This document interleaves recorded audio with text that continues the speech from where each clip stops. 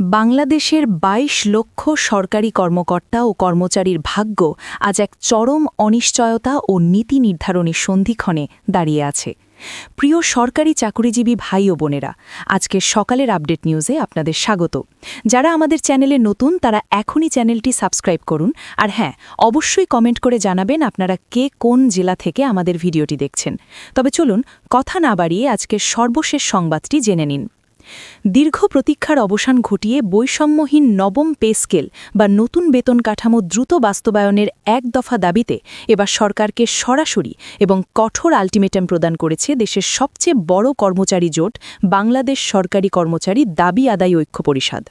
গত শুক্রবার ২০ ফেব্রুয়ারি ২০২৬ তারিখে সংগঠনের কেন্দ্রীয় কার্যালয়ে অনুষ্ঠিত এক জরুরি সভা শেষে সদস্য সচিব মোহাম্মদ মাহমুদুল হাসান ও মুখ্য সমন্বয়ক মোহাম্মদ ওয়ারেস আলী স্বাক্ষরিত এক অত্যন্ত বিস্তারিত সংবাদ বিজ্ঞপ্তিতে এই ঘোষণা এবং ভবিষ্যৎ আন্দোলনের পূর্ণাঙ্গ রোডম্যাপ গণমাধ্যমকে জানানো হয়। এই বিজ্ঞপ্তির মাধ্যমে তারা মূলত বর্তমান সরকারের নীতি নির্ধারক ও উচ্চ মহলের কাছে তাদের দেয়ালে পিঠ ঠেকে যাওয়া দুর্দশার প্রকৃত চিত্র তুলে ধরার শেষ চেষ্টা করছেন বলে মনে করছেন সংশ্লিষ্টরা। সংবাদ বিজ্ঞপ্তিতে দেশের বর্তমান বেতন কাঠামোর বৈষম্যমূলক দিকগুলো অত্যন্ত স্পষ্টভাবে তুলে ধরা হয়েছে। সেখানে বলা হয়েছে যে ২০১৫ সালে ঘোষিত অষ্টম জাতীয় পে স্কেল ছিল মূলত ১১ থেকে ২০ গ্রেডের সাধারণ কর্মচারীদের জন্য একটি বঞ্চনার দলিল। সেই সময় আমলাতান্ত্রিক মারপেছে ঊর্ধ্বতন কর্মকর্তাদের বেতন যে হারে বৃদ্ধি পেয়েছিল তার বিপরীতে নিম্ন গ্রেডের কর্মচারীদের ক্ষেত্রে তার সিকিভাগও করা হয়নি। এর ফলে প্রশাসনের একেবারে তৃণমূল পর্যায়ে কাজ করা এই বিপুল সংখ্যক কর্মচারী শুরু থেকেই চরম আর্থিকভাবে মারাত্মক ক্ষতির সম্মুখীন হয়ে আসছেন। এরপর থেকে পে স্কেলের এই পাহাড়সম বৈষম্য নিরসনের দাবিতে কর্মচারীদের বিভিন্ন সংগঠন দফায় দফায় আবেদন নিবেদন করেছে এবং স্মারকলিপি প্রদান করেছে।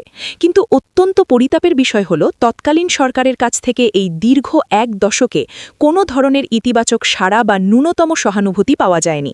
এমনকি পূর্ববর্তী কোনো সরকার তাদের এই মানবিক ও অর্থনৈতিক সংকট সমাধানে সংগঠনটির নেতাদের সঙ্গে আনুষ্ঠানিক বা অনানুষ্ঠানিক কোনো পর্যায়েই বিস্তারিত আলোচনার প্রয়োজন বোধ করেনি বলে বিজ্ঞপ্তিতে অভিযোগ করা হয়েছে। অথচ ঐতিহাসিক প্রেক্ষাপট তুলে ধরে তারা উল্লেখ করেছেন যে বিগত বিএনপি সরকার ১৯৯১ এবং ২০০৫ সালে অত্যন্ত চমৎকার এবং ভারসাম্যপূর্ণ দুটি পে স্কেল উপহার দিয়েছিলেন, যা কর্মচারীদের জীবনযাত্রায় স্বস্তি এনেছিল। সংগঠনটি তাদের দীর্ঘ বিবৃতিতে আরও বিশদভাবে জানিয়েছে যে গত ১১ বছর ধরে বাংলাদেশের সরকারি কর্মচারীরা নতুন পে স্কেল থেকে সম্পূর্ণভাবে বঞ্চিত রয়েছেন, যা দক্ষিণ এশিয়ার যে কোনো স্বাধীন দেশের ইতিহাসে একটি বিরল ঘটনা।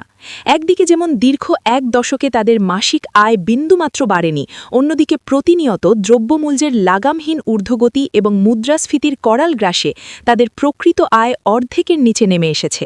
চাল, ডাল, তেল, চিনি থেকে শুরু করে নিত্য প্রয়োজনীয় প্রতিটি মৌলিক জিনিসের দাম এখন সাধারণ মানুষের ক্রয় ক্ষমতার বাইরে চলে গেছে। এর পাশাপাশি বাসা ভাড়া কয়েক গুণ বৃদ্ধি পেয়েছে এবং চিকিৎসা ব্যয় মানুষের সাধ্যের বাইরে চলে গেছে। সন্তানদের লেখাপড়ার খরচ জ্যামিতিক হারে বেড়েছে এবং যাতায়াত ভাড়া প্রতিনিয়ত বৃদ্ধি পাওয়ায় গড়ে ৬ সদস্যের একটি মধ্যবিত্ত বা নিম্নবিত্ত পরিবারের ন্যূনতম ব্যয়ভার বহন করতে গিয়ে নিম্ন আয়ের এই কর্মচারীরা আক্ষরিক অর্থেই আজ চরম সংকটে পড়ছেন। বিজ্ঞপ্তিতে উল্লেখ করা হয়েছে যে বর্তমানে অনেক কর্মচারী চরম ঋণগ্রস্ত হয়ে অত্যন্ত মানবেতর জীবনযাপন করতে বাধ্য হচ্ছেন। ভার দেনা করে মাসের অর্ধেকের বেশি সময় পার করতে হচ্ছে তাদের। এমন অসহনীয় পরিস্থিতিতে শুধুমাত্র পরিবার পরিজন নিয়ে বেঁচে থাকার তাগিদেই তারা আজ রাজপথে নামতে বাধ্য হচ্ছেন বলে নেতারা উল্লেখ করেন। সংগঠনটির পক্ষ থেকে জানানো হয়েছে যে ২০১৯ সাল থেকে এই বৈষম্যহীন নবম পে স্কেল বাস্তবায়নের লক্ষ্যে তারা অত্যন্ত নিয়মতান্ত্রিক ও শান্তিপূর্ণ কর্মসূচির মাধ্যমে সরকারের উচ্চ পর্যায়ের দৃষ্টি আকর্ষণের চেষ্টা চালিয়ে আসছেন।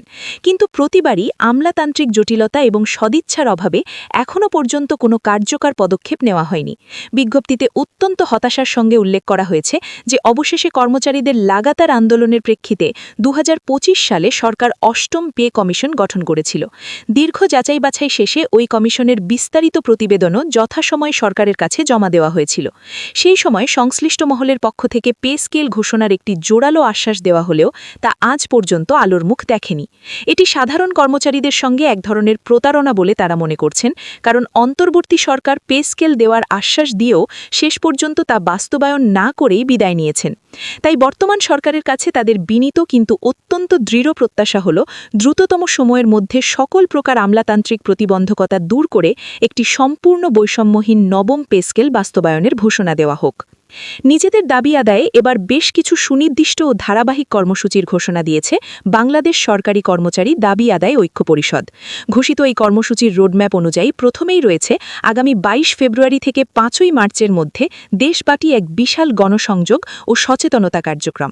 এই সময়ের মধ্যে দেশের প্রতিটি জেলা ও উপজেলা পর্যায়ে লোকাল সংসদ সদস্য ও মন্ত্রীদের সাথে সরাসরি সাক্ষাৎ করা হবে এবং তাদের মাধ্যমে মাননীয় প্রধানমন্ত্রীর কাছে নবম পে স্কেল বাস্তবায়নের দাবিতে বিশেষ স্মারকলিপি প্রদান করা হবে। এই প্রক্রিয়ার মাধ্যমে তারা তৃণমূল থেকে কেন্দ্র পর্যন্ত ব্যাপক জনমত ও সমর্থন আদায়ের চেষ্টা করবেন। এর পাশাপাশি কেন্দ্রীয় নেতারা সরাসরি সরকারের নীতি নির্ধারণী মন্ত্রিপরিষদের গুরুত্বপূর্ণ সদস্যদের সঙ্গে ব্যক্তিগতভাবে সাক্ষাৎ করে তাদের মানবেতর জীবনযাত্রার প্রকৃত চিত্র ও দাবি দেওয়ার যৌক্তিকতা তুলে ধরবেন বলেও বিজ্ঞপ্তিতে জানানো হয়েছে। এছাড়া আসছে পবিত্র মাহে রমজান মাস জুড়ে দেশের সকল বিভাগীয় শহরগুলোতে বিশাল বিশাল প্রতিনিধি সমাবেশ এবং বিভিন্ন সাংগঠনিক কর্মসূচি পালন করা হবে। ঢাকা, চট্টগ্রাম, রাজশাহী, খুলনা, বরিশাল, সিলেট, রংপুর ও ময়মনসিংহ বিভাগের সকল সরকারি দফতরের কর্মচারীদের এই কর্মসূচিতে সম্পৃক্ত করার ব্যাপক প্রস্তুতি গ্রহণ করা হয়েছে। সংগঠনটির শীর্ষ নেতারা অত্যন্ত দৃঢ়তার সঙ্গে জানিয়েছেন যে এই নির্ধারিত ১৫ মার্চের সময়ের মধ্যে তাদের এই প্রাণের দাবি বাস্তবায়নে সরকারের পক্ষ থেকে যদি কোনো দৃশ্যমান বা কার্যকর উদ্যোগ না নেওয়া হয় তাহলে তারা আর ঘরে বসে থাকবেন না। পবিত্র ঈদ উল ফিতর উদযাপনের ঠিক পরপরই আগামী ২৮শে মার্চ রাজধানী ঢাকায় একটি অত্যন্ত বৃহৎ সংবাদ সম্মেলনের আয়োজন করা হবে। সেই সংবাদ সম্মেলনের মাধ্যমেই পরবর্তী এবং চূড়ান্ত পর্যায়ের অত্যন্ত কঠোর কর্মসূচি ঘোষণা করা হবে, যা প্রশাসনের স্বাভাবিক কার্যক্রমকে পুরোপুরি ব্যাহত করতে পারে বলেও অনেকে আশঙ্কা করছেন।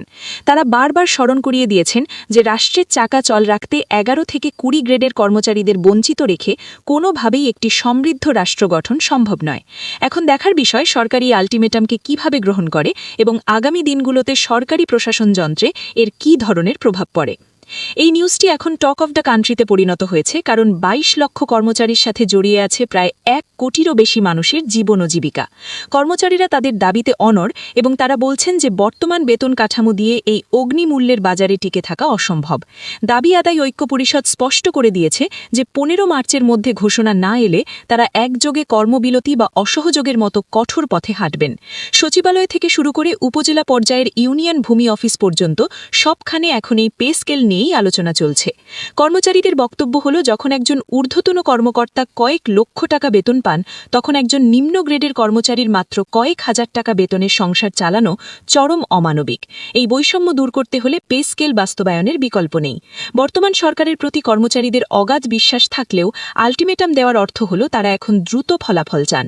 বিশেষ করে ২০২৫ সালের পে স্কেল কমিশনের রিপোর্টে সর্বনিম্ন বেতন ২০,০০০ টাকা করার যে প্রস্তাব ছিল তা দ্রুত গ্যাজেট আকারে প্রকাশের দাবি জানানো হচ্ছে। এখন সরকারের সিদ্ধান্তের উপর নির্ভর করছে দেশের প্রশাসনিক স্থিতিশীলতা। ভিডিওটি খুবই জরুরি, তাই দয়া করে সবার সাথে ভিডিওটি শেয়ার করতে ভুলবেন না। আর নতুন ভিডিও আপডেট পেতে এখনই চ্যানেলটি সাবস্ক্রাইব করুন।